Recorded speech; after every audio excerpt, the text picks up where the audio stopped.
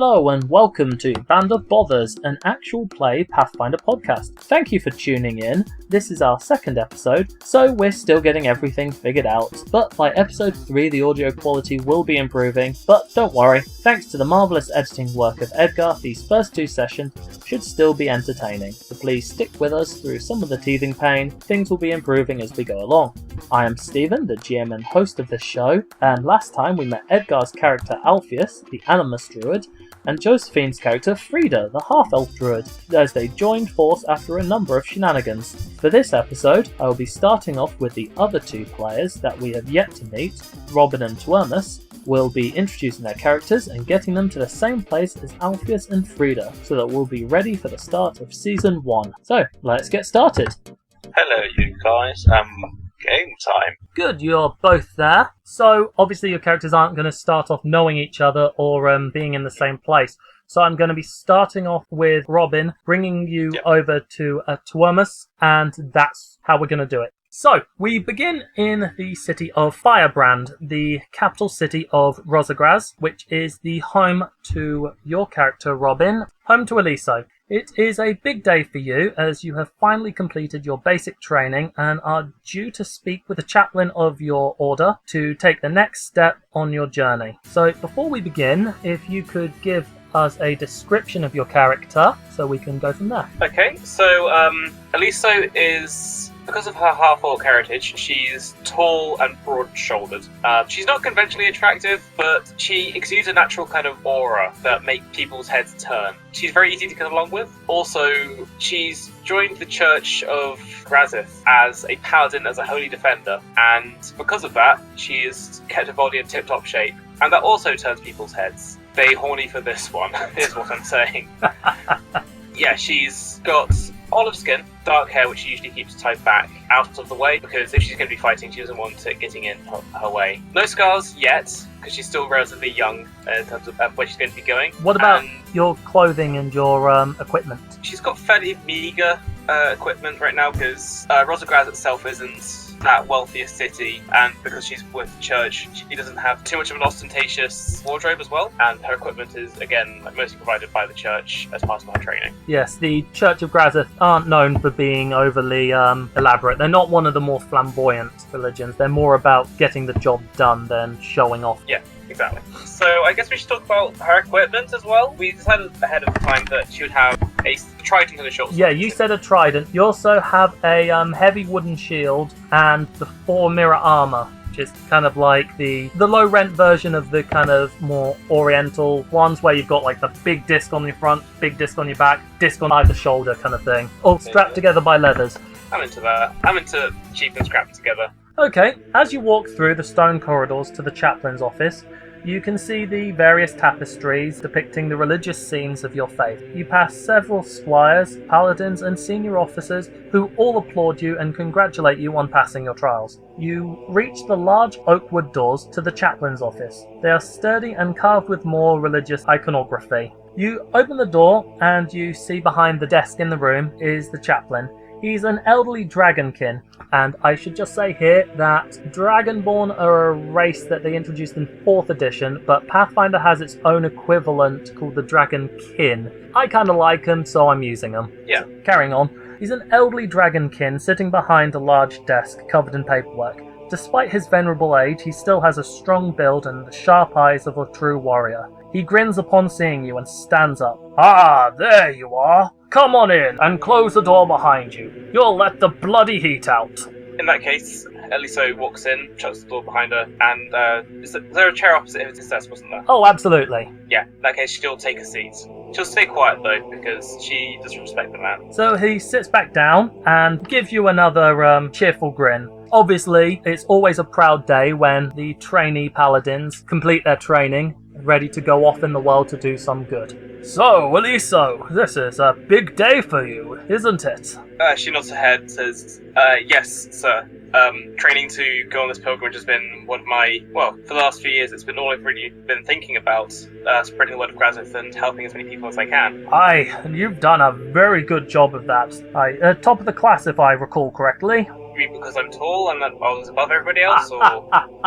Well, there's that, but you know how it is. There's always a few who are better than the rest. But here we are. You're finally ready to go on your journey, and I must say, we're all damn proud. She thanks him. So, we've been going through the files to see where we've got some of our people, and to see where we think you'll be best fitted. And right now, we've heard that there's been a bit of trouble over in the nation of Aldwater. It's a bit of a way away, but we don't really have much in the way of contacts over there, and from what we have heard, there's been some troubling developments. We've decided that we would like to send you over there to spread the word, do the good fight, and do what you can. I would be honoured to, sir. Yes. He opens up a drawer and starts rummaging around. It's like, and to symbolise the significance of this day, of completing your training and heading off as a true paladin of Grazith, I am proud to give you this new holy symbol.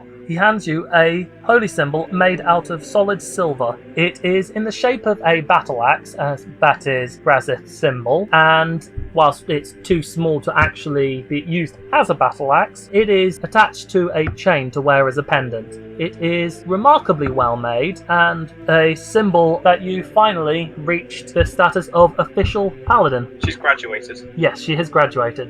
In that case, she takes it from him and bows her head and says, "Thank you very much for the honour, sir. I will do as much as I can to spread the good image of Grazith and not embarrass myself along the way." She looks up to him anxiously at the last part and says, was I supposed to say something like that, or? Yes. Well said. There's not really much that needs to be done. I've given you your symbol, told you where to go. That's really it. The rest is all just pomp and circumstance. If you want to skip that, we can go right on ahead. That would be great. Thank you, sir. I never was one for pomp and circumstance, as you put it.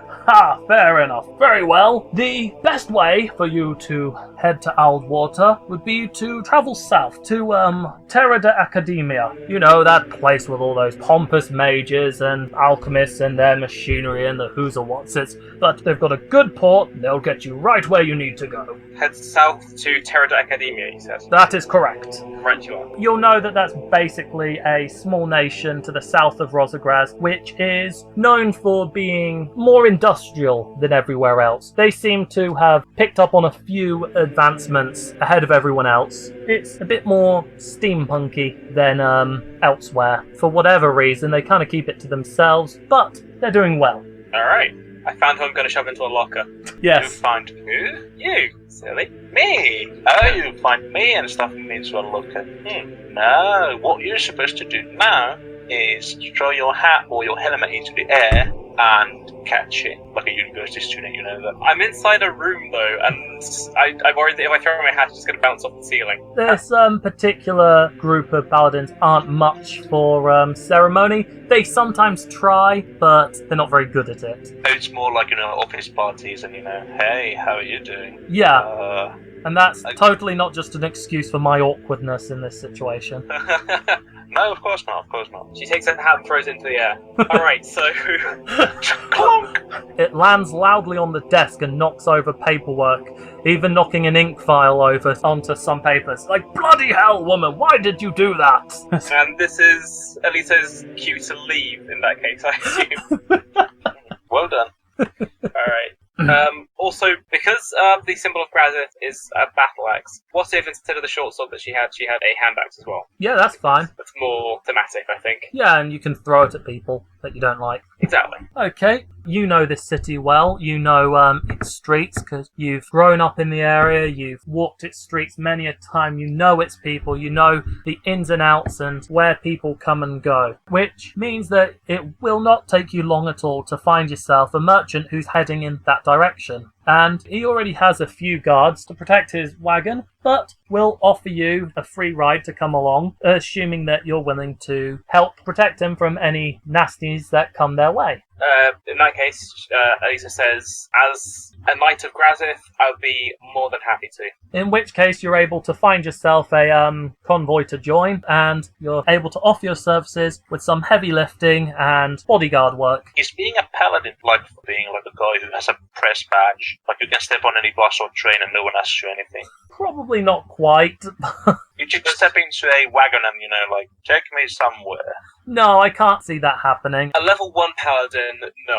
Particularly if your particular faith isn't either well received or well known in an area, because obviously they're better known in certain places and therefore better received. So yes, the ride is a smooth and easy one. The weather is fairly decent, as it is quite early autumn, and whilst the temperature's starting to drop and the days are growing shorter, you don't really encounter anything too hard. It is a pretty long distance, I'm afraid. The countries are still fairly sizable, so whilst it takes you a couple weeks, without really any trouble, any bandits or monsters are easily dispatched between you and the other guards that are there. Eventually, you do make it to Terra de Academia and arrive in the port city of... How the hell do I pronounce this? You made it, come on. A lot of these names I've made using other languages based on what the inspiration was. And Okay, type it out. being an Englishman, we're not very good at pronouncing things that aren't English, and we're not even very good at that half the time. Speak for yourself, mate. Alright, type it out and I'll see what it says. Melititis is the name of the city. It is a port city, and a very big one at that. Right. You finally arrive at Melititis. It is a vast city, far larger than anything in Rosagraz, spanning as far as the eye can see. It is a huge industrial powerhouse and the home to hundreds of thousands. Being so vast and so populated, you see the city is quite dirty and crowded. An industrial smog can be seen coming from the factory district. The wagon pulls up to a building fairly shortly into the city, and you're able to disembark into the busy foot traffic of people coming and going. People brush past you, bump into you frequently. I assume that Rosagraz isn't that industrial city, so this is all quite new to her. Rosagraz is a fairly recently founded country. Someone had the smart idea of trying to tame a bunch of goblins, and it went about as well as you could hope. Whilst they've had a lot of help from neighbouring countries, they're still fledgling, as it were, but they're doing as well as they could hope. As you're in a crowded street with people bumping into you, could you roll me a perception check, please? I can't find how to do a perception check. Just roll a I'm just d20 plus 1. +1? Okay, Yep. There's a dice roll. 13. Okay. As you are helping unload the caravan, you notice that one of the people who bumped into you has just removed the silver holy symbol from the chain that keeps it around your neck. As you look around, you see someone glance back at you, and realizing they've been seen, they start to run. Okay, in that case, she'll pursue with fire in her eyes. So the thief is a human male. He's probably in his late teens. He's still quite young in the face, but from what you've seen, he looks like he's trying to grow out some stubble, make himself appear a bit more manly. From what you managed to see of him, he seems to be wearing brown trousers, and you can't tell if it's just a white shirt that hasn't been washed or whether it's a grey shirt. Oh, gross. Yeah, fairly common set of clothing for locals in this city. So, now, if you're chasing after him, here is another mechanic. In 4th edition, there's a mechanic called a skill check challenge, which I'm quite like. So, You dare mix 4th edition and Pathfinder? That's like mixing Coke and Pepsi. I'm sure there's someone out there who likes that sort of thing. That's the good thing about tabletop role-playing games, isn't it? You can take mechanics from one game and use them in another so long as it fits. Unless there's that guy who just... The purist. Yeah, no one likes that guy. The person who's like, oh, you didn't do the rules right. No one likes that guy. Shut up. Shut up, It's okay, no one you're likes putting you. it on the internet, and apparently there's nobody like that on the internet at all. Oh, yeah, no one at all. Anyway, the challenge, you've seen this person, so you've got to try and chase the thief through the streets. The way that it normally works, you describe what you do next. So you tell part of the story and how you do such a thing. You roll a dice for a skill that's associated with that particular action. So say, for example, you say, I'm going to climb up onto the rooftop so I can get a better view so that I don't have to rush through the crowds. Well, then you'd make a climb check. If you succeed, then what you said happens. If you failed, then I say what happens next, which is generally something that hinders your progress, and you have to make a certain number of successes before you make a certain number of failures. I understand. For the sake of me going easy on you, I am going to say you are not currently wearing your armor. Otherwise, you'll be taking a -7 penalty on pretty much everything because your armor and shield aren't exactly the most well built for that. Okay. With this young thief running away, what will you do? If you can come up with a legitimate reason to use a skill, then come up with that reason and we'll use it. If you try to come up with some really daft reason, like saying, I'm going to use my knowledge religion check in order to command the heavens to cause, I'll go, no. What if I roll really, really well, though? Okay, so I'm looking at it now. I think I'm going to use... I'm not trained in it, but I'd like to use Intimidate, because I still have 5 in there. And I'd like to shout really loudly to make the crowds part so I can chase after this guy easier. Okay, roll d20 plus 5. How does that sound? Yeah, that's good. Yes, so as this Roll. thief runs away, you let out a mighty roar to tell everyone, get out the way! And roll. There we are. And you succeed. Startled by this, people do start moving out of the way. Not everyone, because people are jerks, but enough people that you're able to pick up some good speed. The man is still a good way ahead of you, but hearing this, he is going to make a dive down an alleyway to try and shift you. And what do you do next? Sense motive to try and guess where he's going to go. That doesn't seem useful. Is the alleyway right now fairly empty?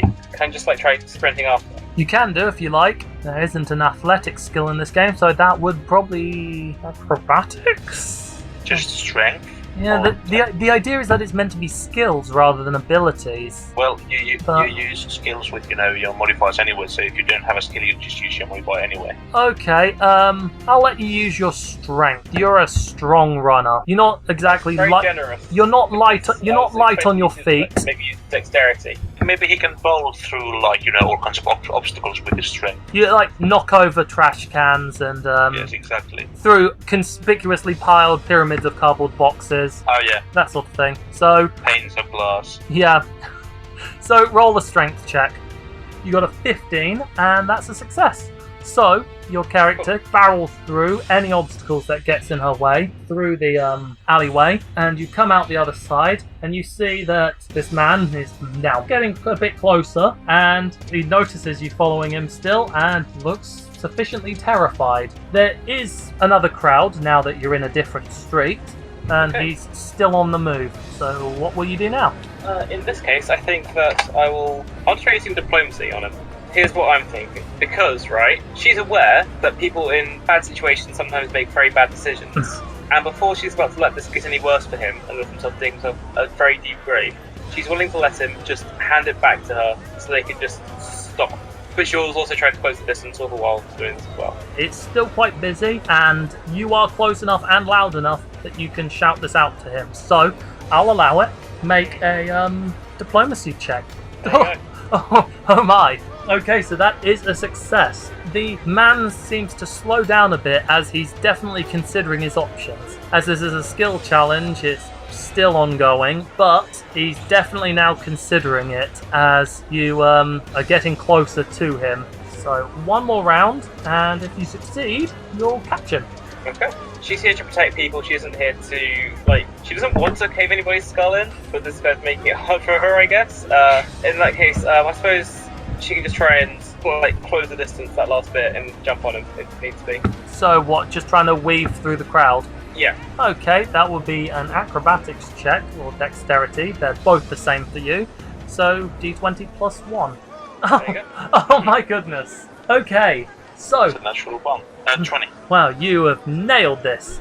As you said, he's making it difficult for you not to pounce on him, and he eventually reaches a door and turns around to see if you're still close behind him, when suddenly you leap right on top of him, knocking him over through the door as you both crash into what appears to be a empty, abandoned shop building. It isn't entirely empty, however, as there is a young man who's kind of chilling out there, and Tuamus, why don't you explain what your character looks like? Well, when you said young, middle-aged. He's kind of middle-aged, almost in the medieval times. He looked not old, but a bit frazzled. A beard, a mustache, large mustache, bit of bald spots around, and generally looking a bit wary. Melititis happens to be the city you live in. It's obviously a place where a lot of crime comes, because when you have a lot of people in one place, you get a lot of crime.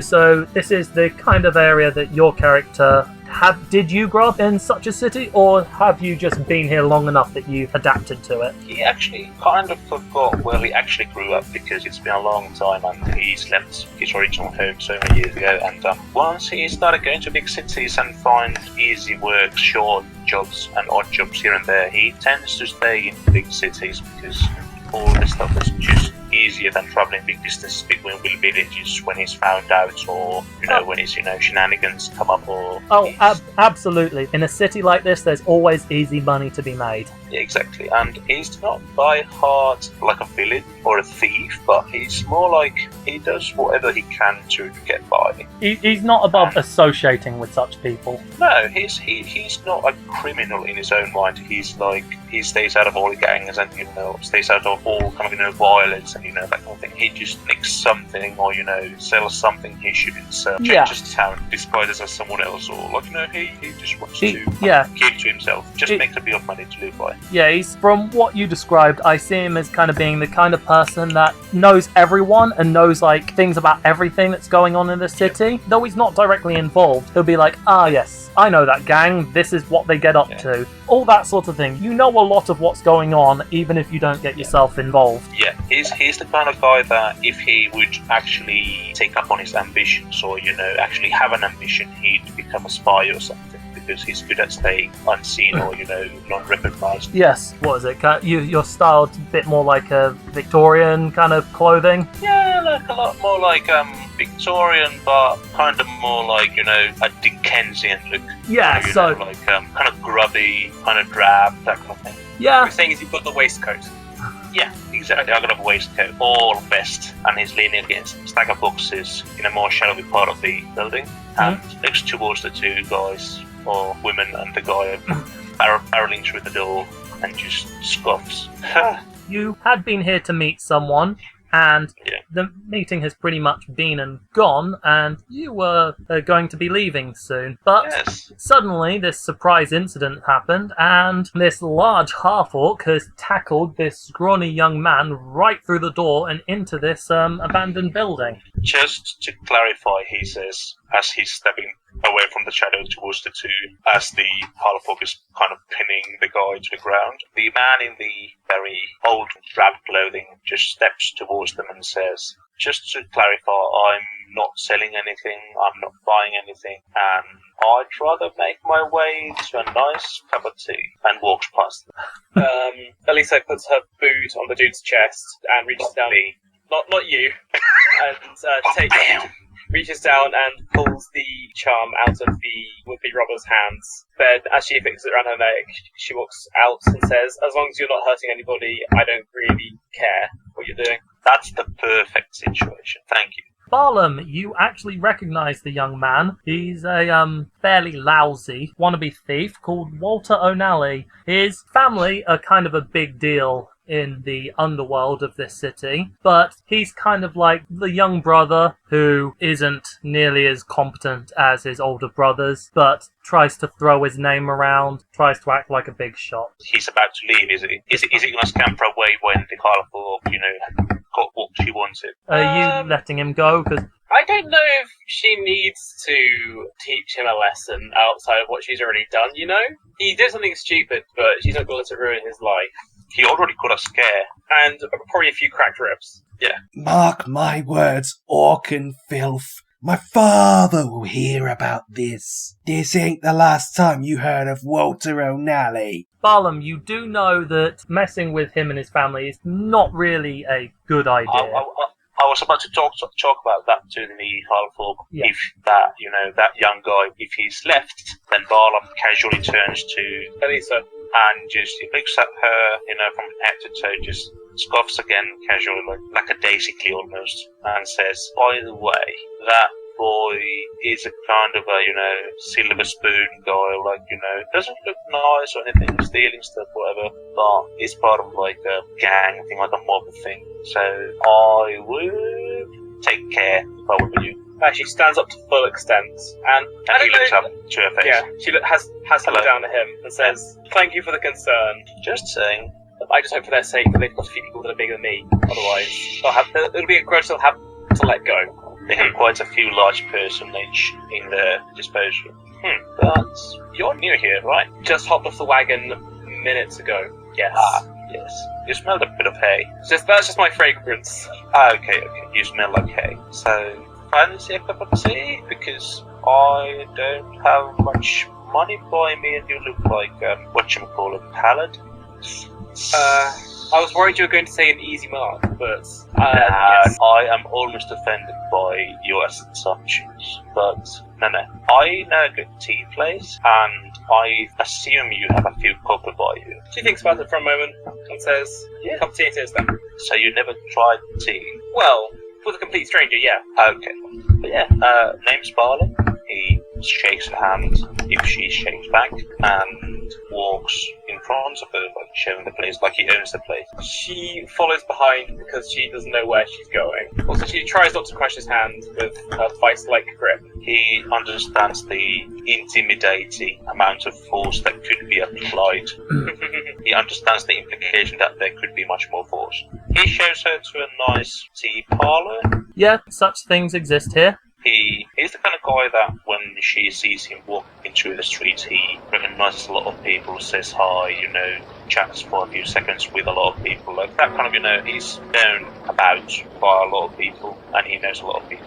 Yeah, she's definitely curious to find out more about the gang types that she just roughed up as well, so anything he has to say is very much appreciated. She'll be listening for the most part. After she is in a brand new city, doesn't know very much about anything around her, He doesn't talk about gang stuff while on the streets, but he implicates it so that when they will get to a more quiet corner, like to a tea place, he'll explain a lot of stuff. He has this kind of careful manner to him that he's lived on rough streets for a long time. He's sense motive on somebody else in my party. Yes, you can. Is that legal? Okay. Yeah, right now you don't really know him, so go right ahead. It's nothing personal, but She's only been in this city for a few minutes and someone's already tried to rob her. yeah, if you trusted everybody you met so quickly, I would be surprised that you made it this long. My dues. Roll to 22. He's not lying about anything. That's all she needs to know. Also, I figured that, sense motive is kind of it's not something that I explicitly say, I'm going to try and figure out what this guy's thinking. It's just she gets that kind of intuition, that kind of good vibe from him. Yeah, what kind of vibe he gives. He gives off a good vibe, like he's not a criminal, clearly. Alright, in that case, she will follow along with him. His mannerisms are more like a really friendly old janitor. Oh my gosh, are you Morgan Freeman in Shawshank Redemption? A white version, maybe? That's amazing. And a bit more gruff. Not like Morgan Freeman. Morgan Freeman's a lot more chill than your guy. My guy's chill, but he's a bit more gruff. Well, you're younger than him as well, so... Yeah, exactly. You make it to a tea parlour. There are all sorts of different tea parlours in town. Some of them more up-class, others more working class. I'm assuming you're going for one that is more reasonably priced. No, more like almost like a pub, Yeah, it's definitely got a very pub atmosphere. I mean, it's not really a tavern that sells booze, but it's got a similar atmosphere. Kind of like a cafe, but the Brits didn't have cafes until they found coffee. Yeah, exactly. Isn't this fancy? So, when they sit down to a quiet corner with a cup of tea, which she pays for, She'll pay for it. he enjoys it more just for the sake of not having to spend money on it. And he cradles the cup in his hands and sits back and relaxes for a few minutes and enjoys to himself her partial anxiety about being in a new town, getting new weird information, meeting this guy, and then just says, what do you want to know?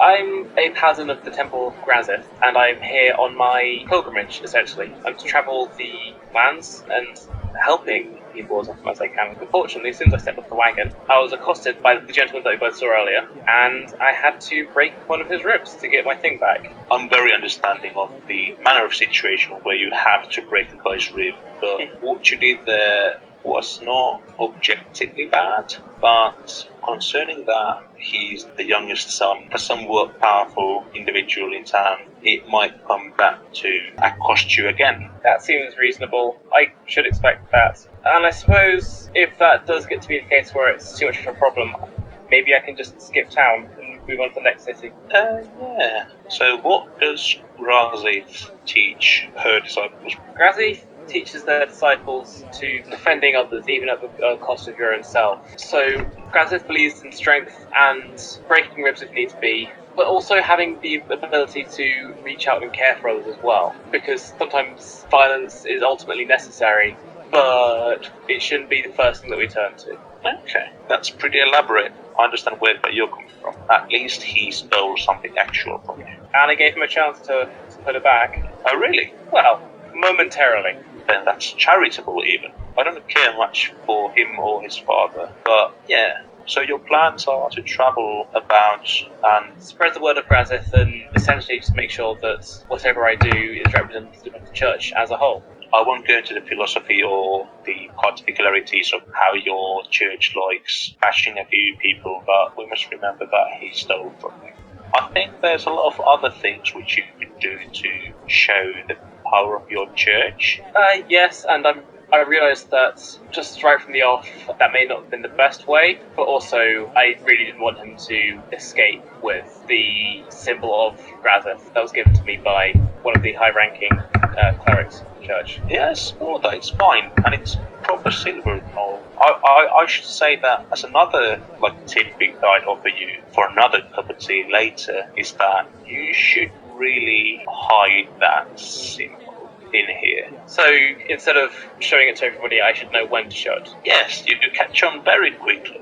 I see potential in you. I see a potential to do cooperation with you, maybe, because of your rather brisk demeanour, and we need that in today's world. So, if I tell you that we'd already have something to do outside of cracking mobsters' son's ribs, would you be interested in perhaps doing that for showing the power of your church?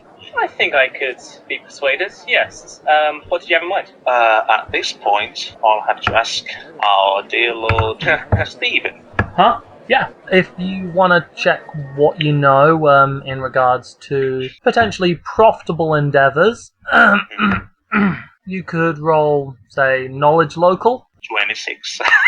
That's my first roll. Thank you, everyone. I can quit now. Yeah, quit whilst you're ahead, because it's all downhill from here. Quit whilst you're ahead, and not until you don't have a head. Okay, so He starts reminiscing about some piece of information he got from another place. what exactly are you after? Say, if you, as a DM, would have a mage's tower or a dungeon which are pertinent to this region, or close by enough for a little bit of travel, a little bit of dungeon delving, loot, fame, estranged daughters of kings who need rescuing, that kind of thing. Okay, so something in this region. Put me on the spot here. He knows a lot of stuff from traders from, nearby villages and, farms. They might know of some pest or some monster that's haranguing their outposts or their farms or whatever. That kind of stuff would jump to Barlam's mind instantly when he saw the brawn, the pure physicality of this half form. Okay, you do know that this nation has a particularly troublesome neighbour to the east. Don't we all? Right now, whilst the neighbouring country, Lamprotita, have far more resources and far more men available, they're just outclassed in terms of technology and industrial prowess enough to keep them at bay. It's pretty much the largest empire on the continent, maybe even the world, but this is a military empire that has seized so much land that they've only really stopped expanding because they can't really go any further. They are trying to expand into this territory, however, but the high-tech and industrial power that this nation has is kind of keeping them at bay, but it is constantly a trouble. So there is always work to be done and money to be made if you can provide any assistance to the military. Sometimes they find that they're called away from doing important frontier work because maybe bandits or beasts in the area start acting up, causing them to have to pull forces away from national defense in order to focus on local defense. Sometimes there are spies and infiltration from the enemy who come and sow what discord they can, mostly to try and weaken and undermine the nation. So you know that the military is always willing to pay very well. His face brightens as he comes up with a scheme of sorts and tells Eliso that I actually have a friend, a sergeant in the military, and We could ask him if he had any proper jobs for the likes of me and you, and maybe a few others. We could catch up and do some reconnaissance work or kill a few monsters, or just doesn't sound anything like your wheelhouse. I'm always okay with killing monsters. Yeah, Does she get visibly excited about this prospect? getting to kill monsters is what she was raised on. Around the area of her home city, there was a lot of stuff that needed doing like that. And twice she became a paladin so she could be a protector. When he says killing monsters, he can see her sit up in her seat and start to smile. He smiles to himself as she's much like a excited puppy at this moment. And for him and her to get some money and some fame, he claps his hands together, drains his tea and says, well, let's go. Okay then. And supposedly he does know some military person, Yeah. a sergeant, drinking his pension away or something. We should go ask him about any possible jobs. You head over to the tavern, which you know that is only really used by the military and the town guards. Because, if you've got a pub where military men and guardsmen tend to frequent, everyone else likes to stay away. Oh yeah, it's a copper pub. Exactly. Right. The locals tend to avoid the copper pub, but you, of course, who's a man of the streets, who knows everyone, has made sure to visit it from time to time to expand your list of Of contacts. course, and I'm not a criminal, I'm just an informant to them. Indeed. So it's important for the guards to be able to recognize you so that when they see you, they know that you're an honest and reputable man. It is rather amazing how much trouble you can avoid when guards know you as that guy who got everyone that round of drinks a few weeks back. So, Eliza, this is something you should feel at home at. Yeah, I'm a big fan of pints and big fan of people that do what's right and uphold the law. I'm okay with this.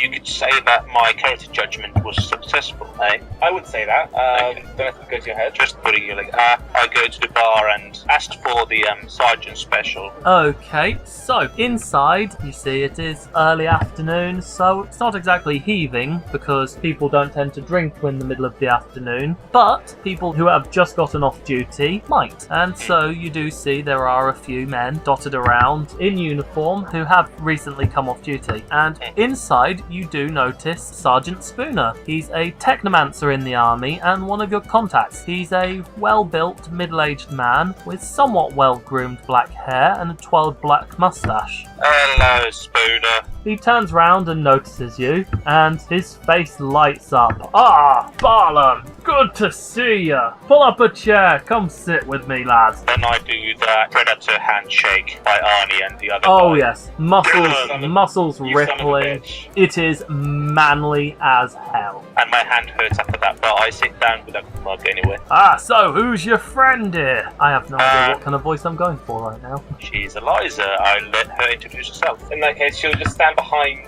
Barlam, not take a seat though. She'll say, hello, my name's Eliso, I'm a paladin of Brazil, and it's nice to meet you, sir. And then she'll bow her head. And I waggle my eyebrows at Spooner when she says paladin. Ooh, paladin. Obviously, they're shorter now because they're sitting down. She is towering over the two of them.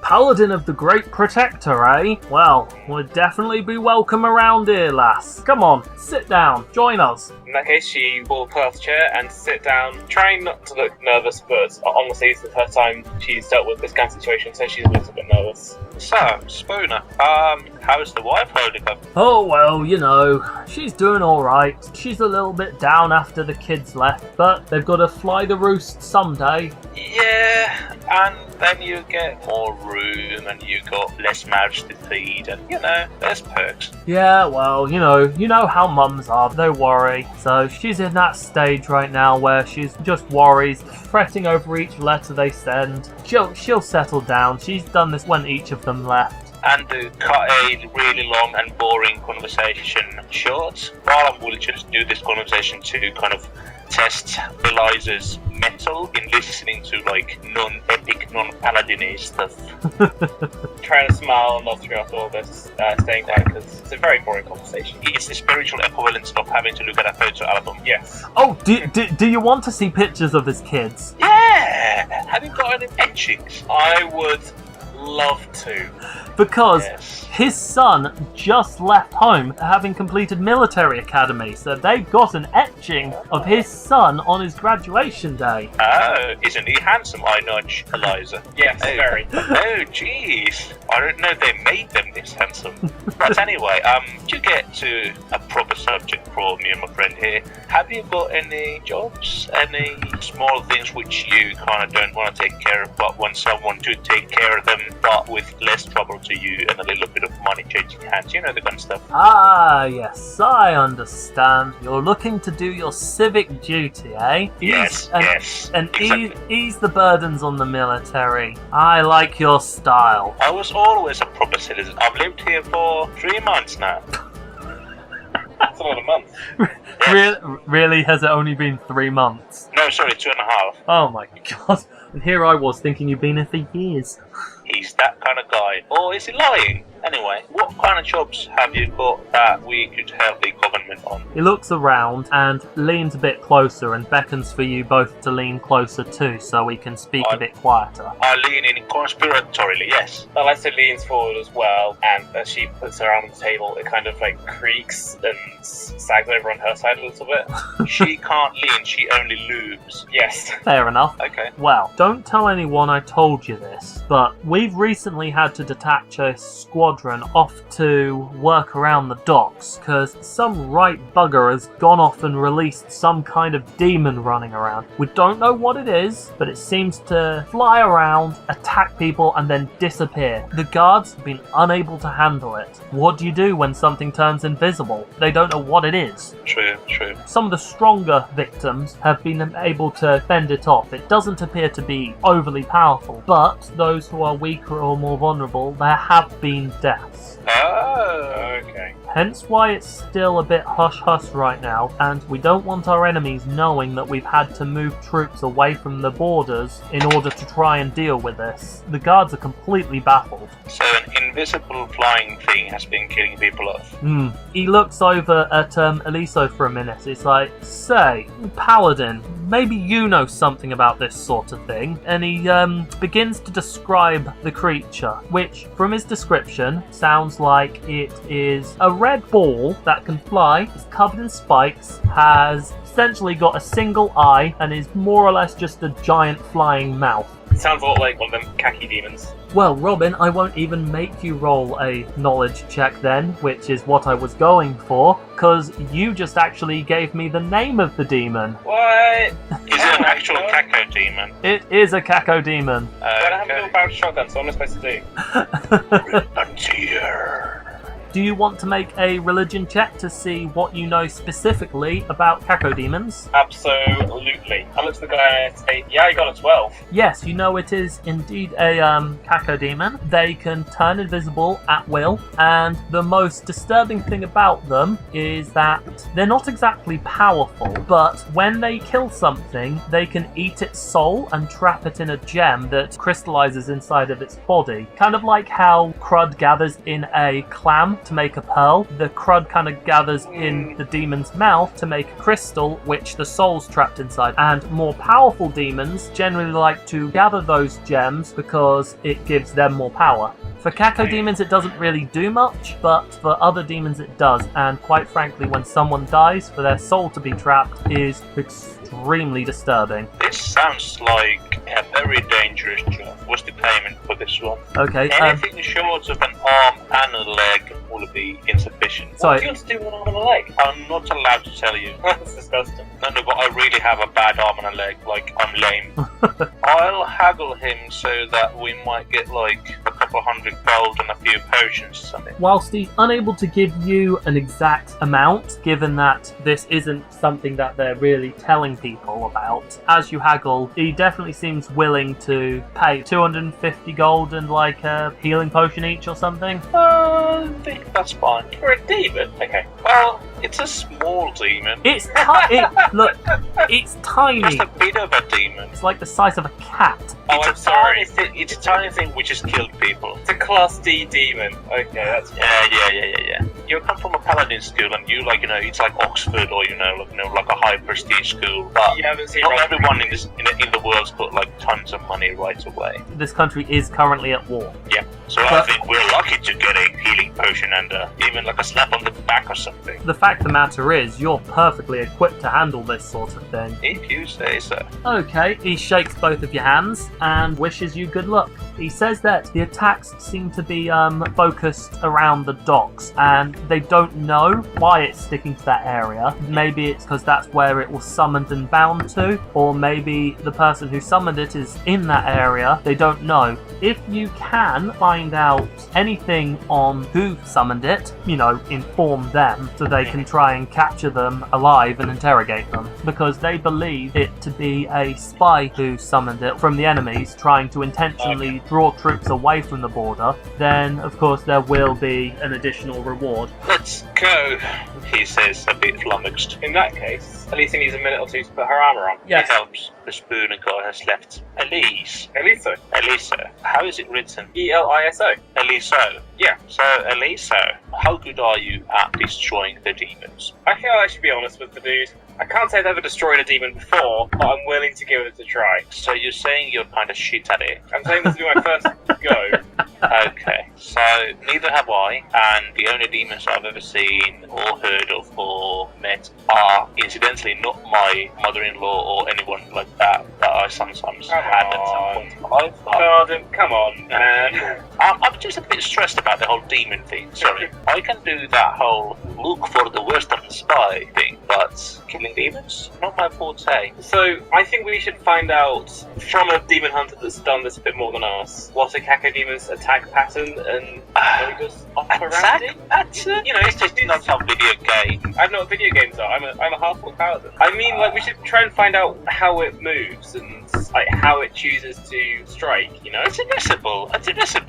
Like, Well, yeah. So in that case, it's just as much reason why we should figure this all out. Ahead of time. But how do you find a demon hunter if you're not one? I'm definitely not one. Okay, so can I roll knowledge local? Yeah. I know, Barlam. How do you find a demon hunter? 24. Damn. I know a guy who knows a guy, and does he know about a demon hunter guy in town with 24? Yeah, there'll be people who do that sort of thing. I mean, this city is mostly favours more of the religions that the crafty ones, the ones who encourage construction and development. There are some military-based ones, obviously, because they're kind of stuck in that situation right now. But that's really not something that they kind of do. I think what Barlam be more attuned with would be individuals. Yeah. Not people with any church, but like a Vietnam veteran, like a guy who knows how to do these things, but he's retired. He doesn't want to do this stuff anymore. Yeah. Well, we don't need a demon hunter to go along with us with a shotgun and chainsaw in hand.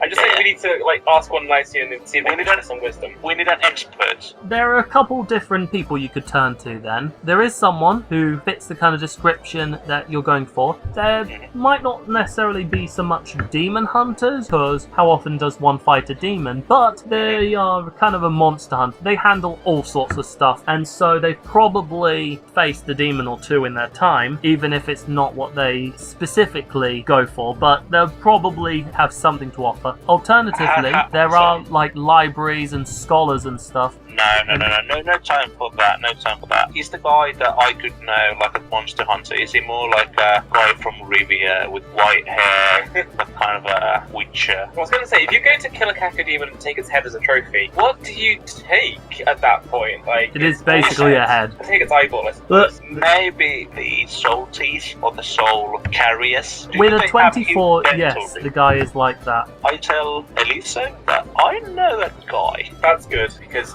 I've just turned up in here, and the only other guy I know, apart from you and him, tried to pick off me, so... Yeah, let's go meet the guy. Alright. Name shall be Whittaker. That's a fine name. He's not too nice, but he's a good lad. In the way that he's not evil, but he's not... He's out for himself. Yeah, but he's also out for others in the way that if they pay him, he kills monsters. Like I do. So let's go meet Whittaker. He just lives on edge of town on one of the cheap apartments. You know the way. It will take a bit of time to walk there, but you get there no problem. So you get to an old-fashioned looking house. It was on one of the older sides of town. Here lives Great Whittaker. I knock on his door. And silence. I ask Eliso to knock politely, not through the door, but just at the door. I just want to see how much she does it. Oh dear, what, are you doing a strength check? Yeah. Eliso knocks very hard, a bit more firm, and then you hear someone like, alright, I'm coming. That's Whittaker.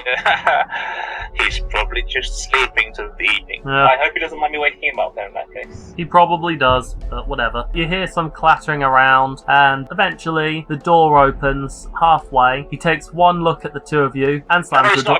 it's not a copper. Just let us in. Oh, Barlam, you again. Alright, come on in. I close the door behind me and behind Eliso and tell her, see, he's nice. Didn't think he wouldn't be nice. The place is a bit dusty, a bit run down. He hasn't really taken care of this place too much. He slowly moves into a living room and into really the cleanest and most well-used bit of furniture, which is a large, rather comfortable looking armchair. There are hunting... brush debris off another chair and sit down. There are on the wall various trophies from monsters that have been hunted and slain. All sorts of manner of beasties, ranging from your small beginner tier stuff like bugbears up until more advanced, more difficult to kill things like a sizable dragon head amongst his collection, werewolf pelt on the floor as like a throw rug, that sort of thing. Okay, so Whittaker, how's it holding? Same as always. What do you want? Right to the point, eh? So, we were looking for a bit of advice to killing some monsters.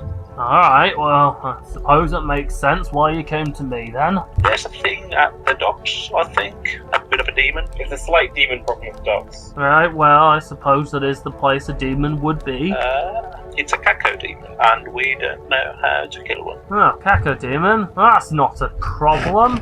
Those things are pipsqueaks. If you say so. Really, all you gotta do is watch out for their teeth. I mean, they're small, but they got a nasty bite on them. Noted. Anything else but a nasty bite? I hear that their teeth aren't exactly the cleanest places to be, and some say that they've been able to hear the demon communicate with them after they've been bitten. Even if they escape, it taunts them, it mocks them. Has this happened to you? No, well, no, not for a long time, no. So, all we have to do is take care not to get in their teeth, and how about their invisibility then? Well, works about the same as any invisible buggers things do. If you can have anything that can see auras, that helps. These things just light up with their evil aura, so that's one way of seeing it. I look at Eliso at this point and quizzically, imply that, can you see auras? No. Look at your character sheet. I'm looking at my character sheet. I can detect evil, but I don't know if that's... Yes. That Aura. The evilness shines. I thought detect evil just meant that, you can tell if somebody's, up to no good. I want to be, up there with dark vision and stuff like that, saying, aura vision, but detect evil's all that guy over there.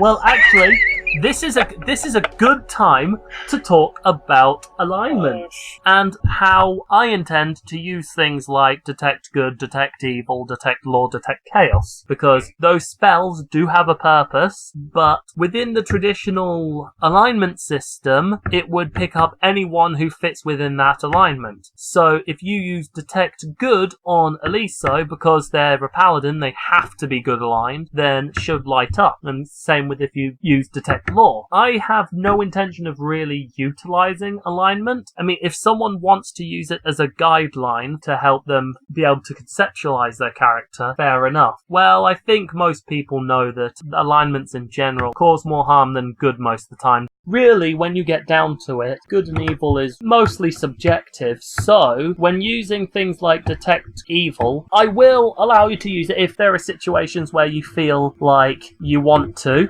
like you feel it can work and you can justify it working, then I will say, go ahead, give it a try. It might not, but it's worth giving a try. But I don't want you to have a worthless ability, but at the same time, I don't want alignments to be super constrictive for people to be like, well, I'm playing a good aligned character, so I can't do anything bad, or, well, I'm playing a chaotic character, so I can't follow the law. I don't want that. I think the best way to apply that rule in this kind of a morally grey thing would be that actual, evil creatures, like a demon. Demons. Yes, I do have a way of detecting auras. Yeah. There's one thing I would like to ask, actually, about the Caco Demon. What is it? Are there any materials that we can use to cause greater harm to it? I know that werewolves don't like silver. Is there anything similar to that for a demon? Well, of course. I mean, the demon, he resists most physical attacks. You need to have either a holy weapon or something made of silver just to be able to get through that resistance. Of course, don't bother with acid or poison, ice. I mean, that's Chump's game when hunting demons. Just elements in general, don't bother with them. Okay, so anything less would be okay. The church gave me this spear, she says, pointing at the one on her back. It's a trident. Trident's a kind of spear? Okay, sorry, I'm being Church pedantic. gave me this trident. Will that count as a holy weapon, or is it just... No, it's weapon? it's a mundane weapon. Okay. He just called your weapon a mundane weapon. Got 3 points on it. It's a trident. Look at that. Hardly mundane. Mechanically speaking, you either have to have an enchantment bonus on it that's high enough to bypass that kind of damage resistance. It needs to actually deal divine damage. So if it's got the holy enchantment or a divine caster has put a spell on it that grants it that property, I think coating it in holy water allows that to work for a round. So you get 1 round of that, but you're generally better off just throwing holy water into its giant bloody mouth. That will probably do more damage. What we could do, this is just an idea. If we manage to catch the Caco Demon in a net, or something to keep it pinned down, then I can take this holy symbol, she says, taking a small hand axe from around the neck, holding it up, saying, I can take this, I can hold it with my fist, and I can look between my fingers, and I can just punch it in the eye over and over again until that kills it. Would that work? Yeah. She presents that as a genuine idea. The monster hunter, he's laughing as well. I mean, well, I tell you what, you've got spirit. I like that idea. Might end badly, but people will bloody remember you, that's for sure. She doesn't understand why he thinks it's so funny. She thinks it's a great plan. It would probably work. Probably. I love when we're dealing with probabilities with demons. It's the best. Oh, it can turn into a snake. That might be something to watch out for. What? A snake? Well, snakes, lizards, scorpions, octopus, that sort of thing. That's almost even more dangerous than the whole bloody thing. A bloody snake. If I get bitten by it, I get poisoned, I die. I think its demon bite is worse. Snake bites could be worse. Yeah. I'm worried about the demon bite. If you say so. But yeah, this is getting worse and worse by the moment. It was your idea to come here. No, but I thought that this would be it's just a small fright, it's nothing. Maybe we should just, bounce. That's not a bad call. No. I want to kill the demon. You brought me all the way out here and then you've not let me kill a demon. Also, Eliso, the whole attacking random people thing kind of goes against what your religion's about. I think you might be morally obligated to do something about this now. I'm a protector. I'm here to to protect. She was just being silly. Right, we need a holy weapon thingy, and We've got one. have we? Yeah. What's the holy? Points to the axe again. Oh, is that holy? Yeah, it was a holy symbol given to me by the church, and it's made of silver. It's a silver holy symbol that's shaped like a tiny axe. I mean, yeah. if you were a mouse or something, you could wield that as a real axe. I'm not going to try and cut its leg off with it. You're gonna punch. I'm gonna put it between my fingers, like it's a kind of punch dagger, and then just go that bad boy. Yeah. Bloody paladins. Robin, I'm just gonna tell you this because it's something your character will know. You have Smite Evil. You bypass damage resistance for evil things. Do I? You can use it once. I'll need to double check how long it lasts, but I know you can only use it once per day. So I use it and then just declare we're going to mess this bad boy up, and then everybody gets that bonus. Is this whole situation with you learning your abilities when you make a whole thing where you learn some things in university and never get to use them, and then you literature shopping for how to count probability. A little bit. Have you mentioned that you're finished yet, by the way? No, I'm finished. You know how to kill the demons. Yeah. I don't have to kill the demons, right? You could help. I have a dagger, a cudgel. I whack things with it sometimes in the knees, and a bow. And I use that for hunting rabbits. I'm not a fighter. I'm not a fighter. Just remember that. I'm a pretty good shot with my bow, though. That could be more than enough, actually. Yes. Okay. My arrows are not silver, nor are they holy. If you're wanting silver arrows, I think I've got a few of them lying around still. If you'd be so kind, because I haven't got any cash, nor have I got any silver arrows, so you'd be a saviour to this town and to us. I do still owe you one. Kind of do. You remember that time with the mermaid? Yeah, I literally had to pull you out of the swimming pool because you thought that the manatee was like a girl. What can You I were say? pretty I mean, drunk. it looked awfully convincing at the time. If we call it quits by you giving me a quiver like 20 silver arrows. Oh, God, I don't think I've got that many. I'll see what I can Come do, on, you've got dragon heads and everything. You're rich as a pope. though. Yeah, but having money lying around and having a convenient item that you just so happen to need lying around, two different things, mate. You are literally the guy who would have that because you've been a monster hunter. You should have incidental things lying around. I love the fact that you're arguing with him and you're trying to make a case directly to me, just in character. That's how Barlam rolls. Barlam is arguing with him, and clearly the argument's made at the DM. He goes, no, seriously, he'll have 20. Give me 20. Come on.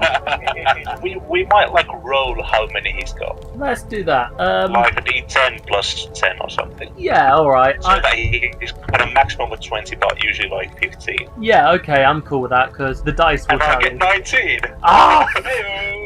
Bloody I feel hell. that's appropriate for like an old monster hunter. Like he used to have 20, but then just like one of them vanished somewhere Yeah, he dropped it on a bar crawl thing. down the back of the sofa. What happened is there was an incident where there was this really big dog walking down the street, Yeah. and he thought it was a werewolf. No! That's it. The monster. Who's slaying monsters now? That's the reason why he's retired. He gets up and goes into another room and starts rummaging. You hear more stuff clattering and dropping and falling. While he went out of the room, I whisper really loudly so that he has to hear it to the other room. I whisper in quotations to Eliso that he's such a nice guy. And eventually he comes out with a nearly completely full quiver of silver arrows. You're lucky today. Thank you kindly. Try not to die. I have managed to do so for 30 or so years, so I'll try to continue that trend. Ha! Come back and tell me when you've reached 80. Then I'll be impressed. I shall be impressed equally if I do. But, You'll be impressed if he's still around by the time you're 80. Exactly. So, thank you, cheerio. Let's see you over a glass of wine sometime, and take care. Good hunting. Thank you. So, Eliso. Hi. Should we go and the weird wizard who summoned it? I think we need to take care of it first, and then from there we might be able to get some clues about who summoned it. Okay. You just want to get to bashing heads as soon as possible. I think bashing heads will be the immediate thing, you know? Yeah. I feel confident in you, not in me, but you. I'm glad someone does. Let's go to the docks. You make your way down to the docks, and by now it is definitely evening, and it is heading towards the end of the year, as in it's early autumn at this moment. It is getting dark quickly. Street lights have been lit, so you are able to get around alright. You do eventually make it down to the docks. It's full of ships. There's not so much going on now. Most of the ships that are going to dock for the day have done so, or most of the workers have either gone home or to the pub. The streets aren't empty, but they're not as busy. I wrap my leg much more tightly. I wrap my old bones because it's getting chilly and everything. And so, my friend who can see demons leisurely. Yeah. How would you go about hunting demons for us, eh? I'm going to roll a perception check and just try and like scan around and see if I can find it. All the while using this detect evil as well, because Detect evil for you, you can use it as often as you like, at will basically. So we'll just has consider some move that you've action. got it active throughout this session now that you're aware of it. I'll use perception as well to look for signs where life is disturbed or, Yeah, I feel that Barlam, who's been doing this for a while, will probably have a hunch if something's going weird around him. Oh, 26 perception. Natural 20 then. Oh, very nice. And Robin? 9. If I rolled 9, I got 10.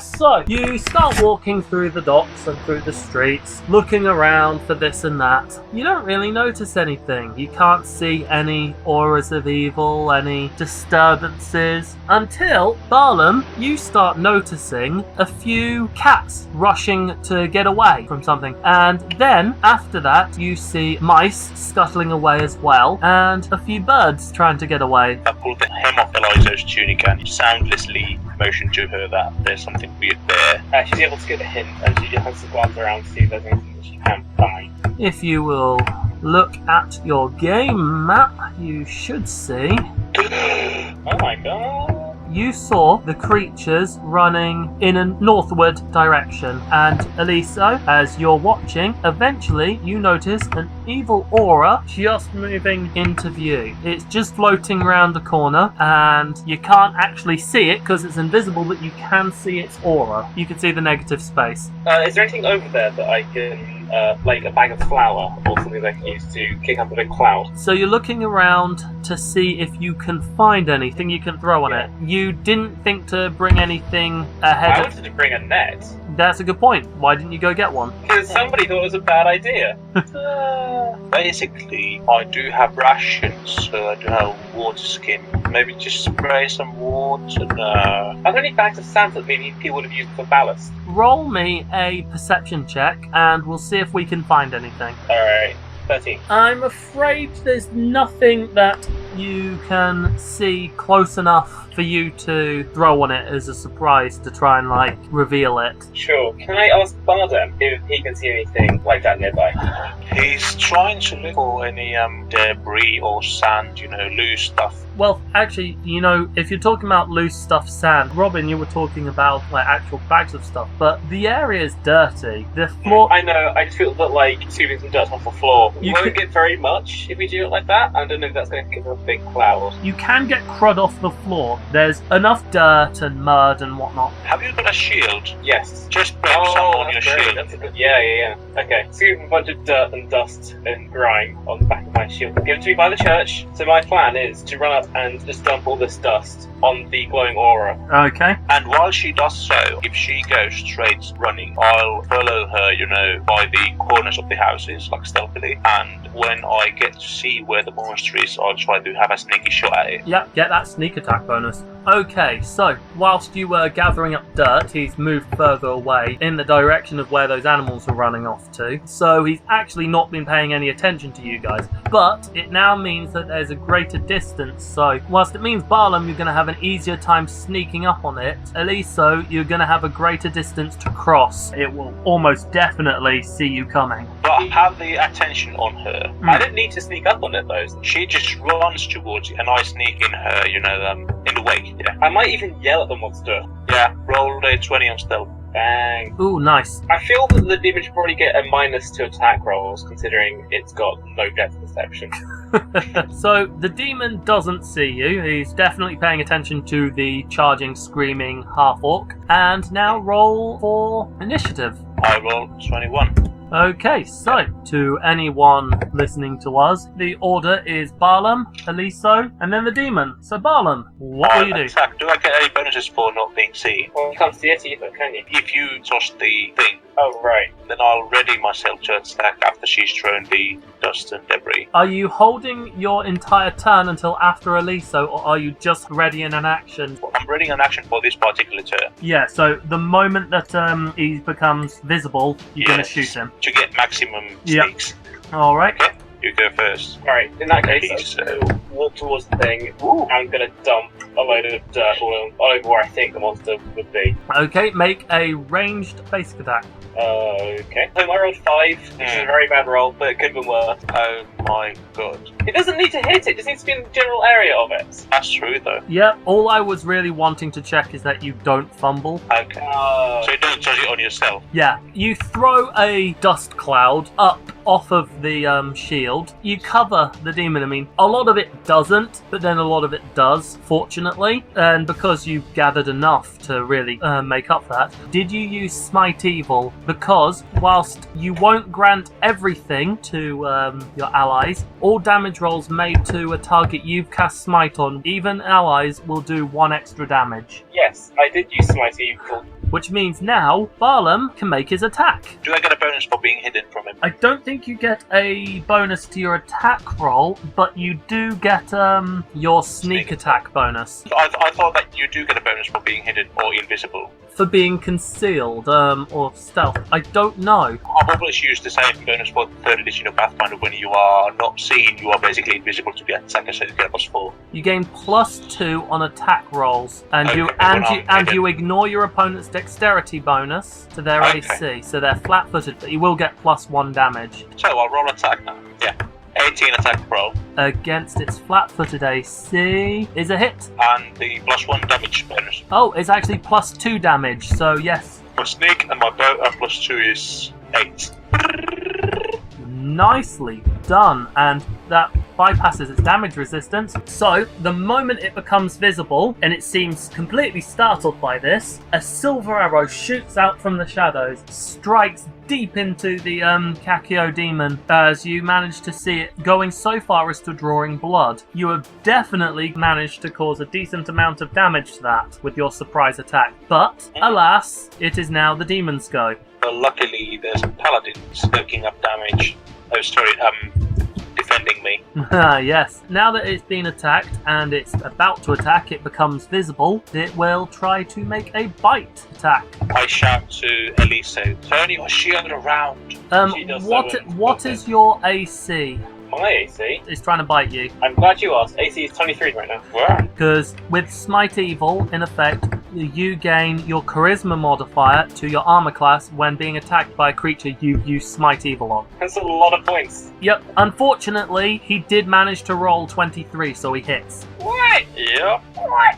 Okay. That should leave. Yep. Despite you being protected by holy magic, heavy armor, and a big shield, this floating mouth keeps gnashing and manages to tear a bit of flesh off of your arm. It's not a severe wound, but it does definitely hurt. This bad boy's just taking a big bite out of me. Yep. It hurts more on the outside. On the inside. Let's punch it on the outside as well. No, 3 damage. Come on, you can do it. Yeah, I've had worse. Don't be a pansy. Because you made a ranged attack against him, he gets to make another check to see if you're stealthing. Oh. Do I have to roll an opposing check? I believe your original check still counts for this. Okay, 20 is fine. He still can't see you.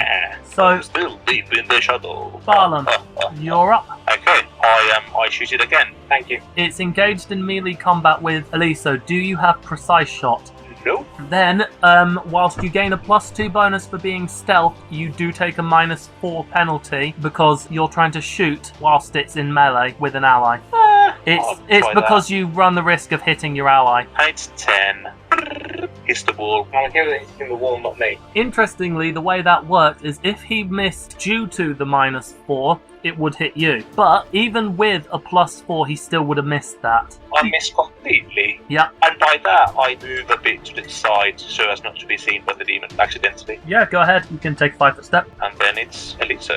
So I've got my trident and my battle axe. So what I'm going to do is I'm going to take my battle axe and I'm going to try and whack the monster with it. And then, if I'm successful, I'm going to leave the axe in there so that it's an easier shot for Barlam. So he's got a floating axe. Sorry, it's no longer invisible, because even though he can turn invisible at will, it's still a standard action to turn invisible. Oh, and it loses invisibility when it attacks. Normally, it attacks peasants, so it's like one bite is normally enough, and then it flies off. But because you're applying pressure, he can't really escape without provoking an attack of opportunity. Oh, actually, speaking of attacks of opportunity, my trident is 10 foot long, or at least it can attack 10 feet. That's a really long spear. Oh my god. Can I take a step back and then attack it with that, or would that count as an even combat? If you take a 5-foot step back, or as they call it in, I think, 4th and 5th is shifting by 1 square, then it's fine. You've not left combat. All you're doing is just repositioning yourself whilst in combat. In that case, this thing's got really big teeth, and I don't want to be anywhere near them.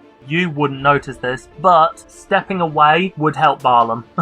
Yeah. Yes. That's what I'm thinking. thinking, because I've got a spear, he's got a bow. I don't want to be up close in this thing's face if he's going to be firing arrows at my back. Yeah. And also big teeth, I want to be away from those. Eliso, we're all learning. Right, Oh, yeah. trident. I tried. You certainly did. Oh, the 10 feet thing, that's not a reach effect of 10 feet. That means you can use it as a ranged I'm weapon. going to throw 10 feet. Oh. I don't want to throw it. It can be thrown at range intervals of 10 feet. It's a brace weapon, but not a reach weapon, so I'm afraid I can't let you do that, Eliso. What's a brace weapon, if you don't mind me asking? If they're charging, Right. you can brace and basically impale them on the weapon as they charge into you. It's messed up. Yeah. It's medieval. In that case, I'll take a step forwards. So I rolled 14 to try and attack it. That wouldn't be good enough, though, would it? You're still using the trident, I take it, because Yeah. your original plan was to use the battle axe. They're both the same to hit, aren't they? Yes, in which case, even taking into account the bonus you get from Smite Evil, you won't be able to hit him. But Okay. if the demons That's go, he's going to make a bite again and try and make a bite out of crime. Such a bitey bugger. Having torn out some flesh from your arm, you're fighting a fair bit more defensively. Though you weren't able to hit it yourself, you are able to keep its large, gaping maw back behind your shield, so it's unable to actually get a hit on you. Which means, Barlam, you are up. I hear they're still clanging and clashing and meleeing. Oh Then god, I my just, arm! Get off my arm! I'll come to the corner and shoot again, and try to shoot in a melee. Hit! No! So, it's 12 a hit. No, I'm afraid not. Did you count your... Oh no, because you're still in melee, aren't you? So you're taking the... Yeah, nah. So, do I hit Eliza? I'm afraid you now have to make a roll to try and get through her armor. So now you make another attack roll. This goes, I think, with the same bonus as before, so with the plus one. Oh, good. So That's 9. you do hit her, but it bounces off of her armor. Blah, blah, blah. Okay, so things aren't going quite as well as you'd hoped. You've now used 3 of your 19 arrows. Yeah, I know. Eliso, you're up. I am up. You just felt shit. something bounce against your armor. I'm not going to question that right now. I'm tempted to shift back and then just try pelting at the thing's face. But that's -2 to my attack roll instead of... Well, I normally have +4, but it would be +2 if I did that. So, I don't think it's worth it. I'm going to try and stick it again with my trident. Okay. Oh, There you go. nice. That is a 17, hit. damage to 10. But that's not including the damage you get from your From Smite Evil. which is +2. It's written as +1 because it's normally +1, but because it's an evil outsider, it actually does double. She got a 17 to attack, not including the +3, so it's a total 20. Yep. And then she got a Very total of nice. 12 damage. Very nice. After feeling that arrow clink against your armor, you move your shield out of the way and thrust your trident right into its gaping maw, piercing it through in all 3 points. It's squirming and thrashing and biting, but it is also bleeding heavily. It does not look long for this world anymore. And now it Very is, graphic. I believe descriptions should be graphic. Yep. It should be detailed. Is it still alive? It's still alive, but it's now impaled on her trident, and whilst it's trying to gnaw at her through the trident, it can't. It rolled a 2. So Barlam, you're up. Do you want to try and shoot this Kakio demon on a stick? I actually do not want to lose any more arrows because she's doing fantastically. Could I try to distract it? Because I've got bluff as a skill. Considering it's impaled on a big sphere, there's a lot on its mind already. So I'll just stay behind the corner and be safe. Alright, Because I'm a middle-aged man who doesn't want any trouble. then Eliso, will you finish it off now? I'm going to use my battle axe to finish it off because I don't want to pull the spear out right now. And roll for it. And That that would be is 80. a hit! Well done. That was cool.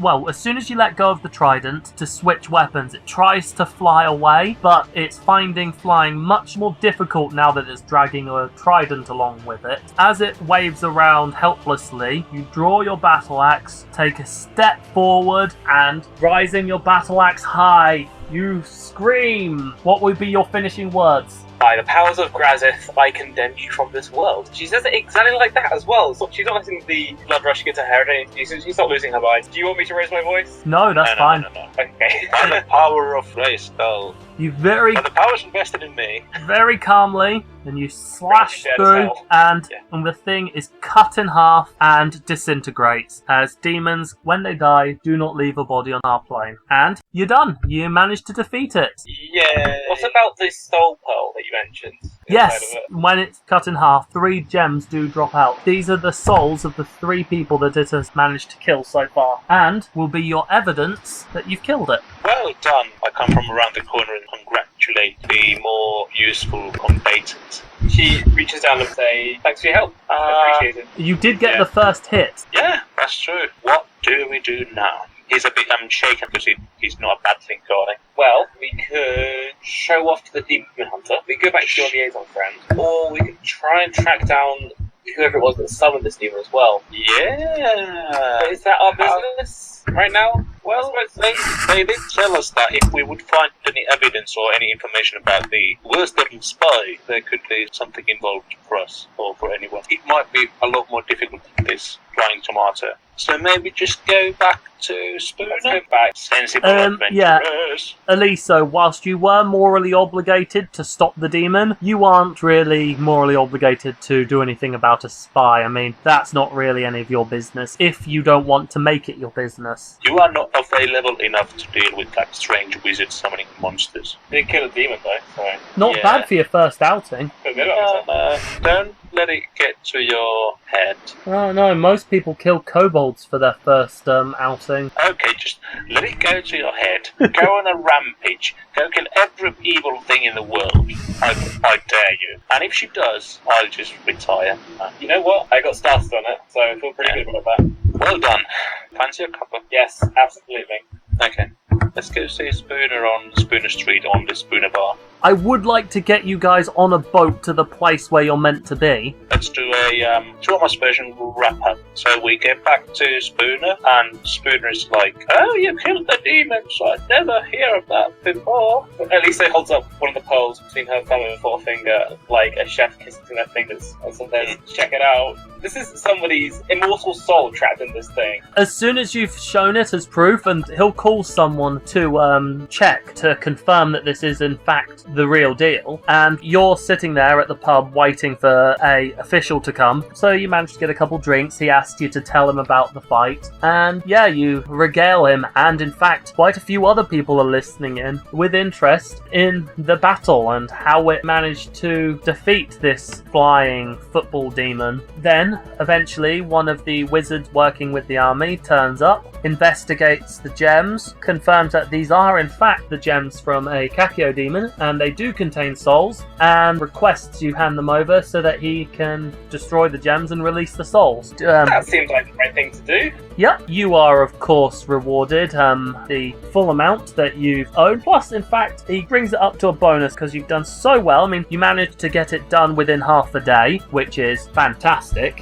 So you get 300 gold, 2 potions, and quite a few drinks, as he and the other people who are technically off duty, military men, keep buying you drink after drink to celebrate a job well done. Ah, very nice. So do we both get 300 gold? It's between you, I'm afraid. So, after being granted your reward by Sergeant Spooner, the two of you remain in the pub celebrating for several hours afterwards. The military men buy you drinks, as you are made to tell the story over and over as new people arrive and ask to hear about it. Of course, as you get more and more drunk, the story winds up getting more embellished and making it sound grander and of a more epic feat than it actually was. Needless to say, this impresses the hell out of those who hear it, and the festivities continue until the late hours of the night. Eventually though, people start leaving the tavern to make their way back to their homes or barracks, and the pub begins closing up, kicking you both out to make your way home. You eventually decide to leave the pub. It is now very late at night, and you both stagger through the streets, quite good and drunk, when you suddenly get cornered by thugs. Alright, you bunch of Grecs. You didn't forget about Walter O'Nally now, did ya? The young kid who you tackled through a door. Yep. It's the thugs from his dad. Got me some of my mates here. Name's Bob. Not now, Bob. But I thought you were greeting us. Yeah, I want to greet them to my fists. Simmer down, Alleyway Mac. you'll get your turn. Surely these two little scoundrels aren't the two that did you in, Walter, sir? The paladin's stronger than she looks. Probably better in bed, too. Why, it's been so long since I've been with a woman, I wouldn't mind me some half-orc action. She could barely stand. What do you say, Walter? I'd say you're thinking of the wrong head, Bob. Now we've got to teach this one a lesson. Did me in at the door, you did? Well, now I'm gonna do you in.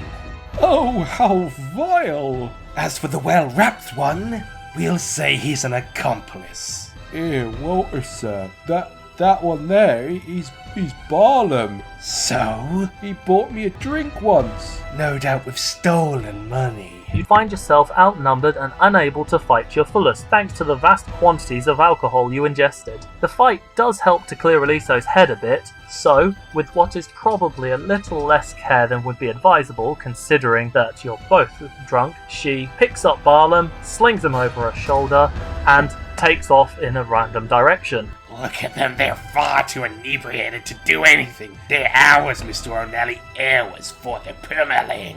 Oh, and don't think you can run. Jitters here, silent as he may be, is a quick shot with knives. You'll find a knife in your back quicker than you can run. I've seen his work. He likes to take the knife out slow and lick the blood.